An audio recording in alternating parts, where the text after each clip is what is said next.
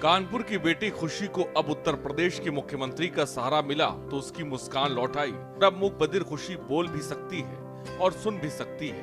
ये सिर्फ एक मुस्कान नहीं है, ये उस उम्मीद की जीत है जो कानपुर की तंग गलियों से निकलकर सत्ता के सबसे ऊंचे गलियारों तक पहुंची।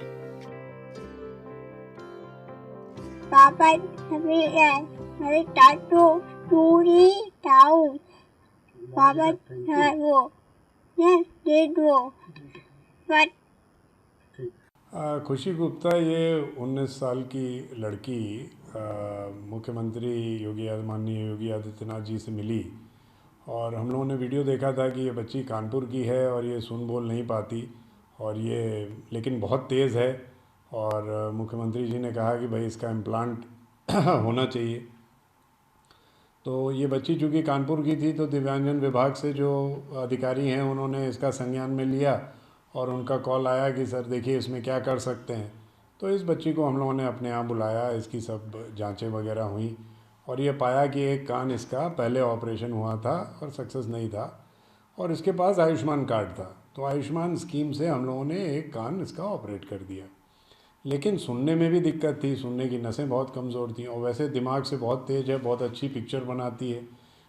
तो ये हुआ कि भाई इसका इम्प्लांट होना चाहिए। अब इम्प्लांट में पैसे की समस्या थी तो हमने ये निर्णय लिया कि अब इसकी मदद करी जाए और हमारी मेहरोत्रा ENT फाउंडेशन ने इसको फंड किया और दूसरे कान का हम लोगों ने इम्प्लांट किया क्योंकि वो किसी स्कीम में नहीं आ पा रहा था। तो अब उसका इम्प्लांट हो गया है। ये बच्ची अब बहुत अच्छा सुन रही है, इसकी थेरेपी हमारे यहाँ हो रही है और पहले दिन से आज तक इससे कोई भी पैसा लिया नहीं गया और टोटल फ्री ऑफ कॉस्ट ये सारी कार्रवाई हुई है। तो हमें उम्मीद है कि ये बच्चा अब बहुत अच्छा सुनेगा और बोलेगा और भविष्य में इसका और इसके परिवार का काफ़ी चेंज आना चाहिए इस ऑपरेशन के माध्यम से।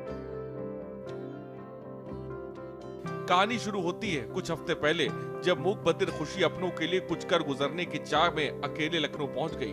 रात का वक्त था, हजरतगंज की भीड़ में वो अकेली थी, बेबस थी और उसकी आंखों से आंसू थम नहीं रहे थे। लेकिन कहते हैं ना कि खाकी के भीतर भी एक संवेदनशील धड़कता है। गश्त पर निकले इंस्पेक्टर विक्रम सिंह की नजर जब रोती हुई खुशी पर पड़ी तो उन्होंने हाथ आगे बढ़ाया। खुशी का परिवार आज अपनी आंखों में खुशी के आंसू के लिए मुख्यमंत्री और पुलिस प्रशासन का आभार जता रहा है। मैं 26 नवंबर को कार्यालय से फ़ोन आया था मेरे पास 24 तारीख को और फिर आपने मुख्यमंत्री जी ने बुलाया तो मैं 26 तारीख को बाबा जी से मिलने गए थे मुख्यमंत्री जी से कार्यालय में। और उसके बाद जो है बाबा जी ने हर चीज़ देखा, बाबा जी ने और हर चीज़ समझे बाबा जी ने। और उन्होंने कहा, हमने कहा बाबा जी मेरी बच्ची सुन बोल नहीं पाती है। फिर उन्होंने कहा नहीं, कॉन्क्रीट इम्प्लांट होना है बच्ची का, कॉन्क्रीट इम्प्लांट होगा तो बच्ची बोल लेगी आपकी। तो उनके बाद मैंने बाबा जी ने हर चीज़ सुना। मैंने एक बोला आवाज़, मेरे आवाज़ नहीं है मेरे पास। उन्होंने कहा ठीक है आपको आवाज़ दिया जाएगा। उसके बाद बच्ची को लेके अपना कानपुर आ गए। कानपुर आने पर मनोस्ता अस्पताल में मैंने बच्ची का इलाज चालू हुआ और उसका कॉन्क्रीट प्लांट आज जो है बहुत अच्छा जो सफल हो गया है। मेरी बच्ची बोलने भी लगी, हल्की सी सुनने भी लगी है। मैं डॉक्टर साहब का बहुत धन्यवाद करता हूँ, पूरी टीम को धन्यवाद करता हूँ और योगी जी का, उत्तर के मुख्यमंत्री जी का बहुत बहुत धन्यवाद करता हूँ जो उनकी वजह से मेरी बच्ची का ऑपरेशन हुआ, उनके आशीर्वाद से ऑपरेशन हुआ है। आज मैं उनका बहुत बहुत धन्यवाद करता हूँ मुख्यमंत्री जी का। ये है मुझे आवाज़ की व्यवस्था करा दी जाए, मेरी बच्ची का कुछ नौकरी की व्यवस्था करा दी जाए और मेरे ऊपर जो है मुख्यमंत्री जी से मिली, मुझे बहुत अच्छा लगा। 26 नवंबर को मिलने गई थी, आप फ़ोन आया था मेरे पास कि आपको योगी जी ने बुलाया है, मुख्यमंत्री के परिवार सहित बुलाया है। हम लोग गए वहाँ पे, उनसे मिले, उनसे मिलकर बहुत अच्छा लगा और बच्ची के बारे में बताया कि ये बोल नहीं सुन पाती है। तो बाबा जी ने कहा कोई बात नहीं है, योगी जी ने कहा मैं इसका इलाज करवाऊँगा। कॉम्प्लांट का एक इलाज होता है जो मुझे भी नहीं पता था ये क्या है, तो उन्होंने बताया, उन्हीं से पता लगा कि ये चीज़ भी होती है, इलाज के बच्चे बोलने लगते हैं। तो उन्होंने कहा इसका कॉम्प्लांट का इलाज होगा और मैं करवाऊँगा। करवाने के लिए दिलासा दिया। फिर हम वहाँ पे बताया तो कहने हम लोगों को जो है पूरे परिवार को कहा कि आप चिंता ना करें, मुझे पूछी कि ये घर निवास है आपके पास। मैंने कहा नहीं, हम किराए पे रहते हैं बाबा जी। कहने लगे परेशान न हो, हम आपको निवास भी दिलाएंगे, बच्ची का इलाज तो करवाएंगे, उसके बाद आपको निवास दिलाएंगे। और चारों लोगों को कहा कि आप परेशान मत होइए, बच्चे के पढ़ाई का भी देखेंगे। बच्ची के ऊपर सिर पे हाथ रखा, आप चिंता मत करो, ये बच्ची अब मेरी है। फिर उसके बाद बाबा जी ने कहा कि मैं इस बच्चे को वहाँ भेजूँगा अस्पताल।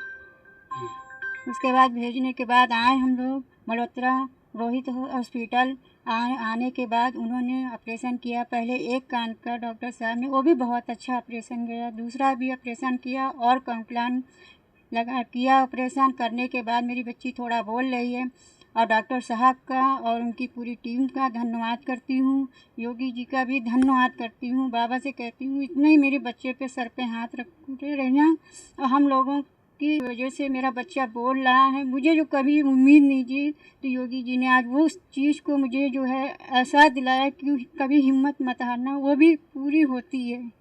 जो मेरे बच्चे में कभी मैं तो निराश हो गई थी, मैं बच्ची कभी इलाज नहीं करा। जितनी क्षमता थी उतनी तो कराई, उसके बाद मेरी क्षमा नहीं थी कि मैं इसका इलाज करा पाऊँ।